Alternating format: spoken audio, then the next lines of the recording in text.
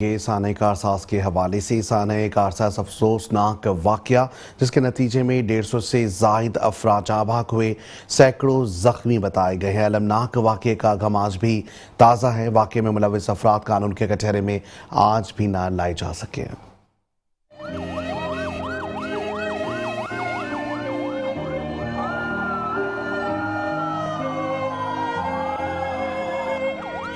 मुस्लिम दुनिया की पहली खातून वजीर आजम बेनजीर भुट्टो वतन से मोहब्बत और मुआशी हालत दुरुस्त में लाने के लिए 2007 में जिलावतनी के बाद अपने वतन वापस आईं। उनके आने पर जियाले बेहद खुश नजर आ रहे थे। बेनजीर भुट्टो की आमद के सिलसिले में खूब तैयारियां की गयीं। पूरे मुल्क में जश्न का समा था। बेनजीर भुट्टो का काफिला कराची इंटरनेशनल जिना एयरपोर्ट से होते हुए कारसाज के मुकाम पर पहुंचा। फूलों की पत्तियों से इस तरह इस्तकबाल किया गया गोया आसमान से बारिश बरस रही हो कि अचानक धमाके की आवाज सुनाई दी गई। ये दूसरा धमाका हो गया नाज़रीन।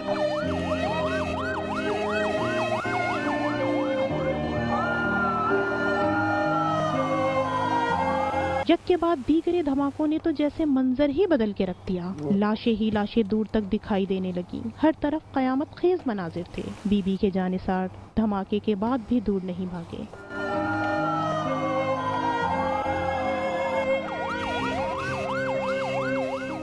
सबके लबों पर यही सवाल था, बीबी सलामत रहे, उन्हें तो कुछ नहीं हुआ। बीबी के जानिसार 3 मुख्तलिफ सफ़ों में बीबी को हिसार में लिए हुए थे। खुशकिस्मती से बीबी की जान तो बच गई, मगर अफसोस इस सानेहे कारसाज में 200 लोग शहीद, 500 से जायद लोग जख्मी हुए। ये दिन जियालों के लिए कयामत से कम न था।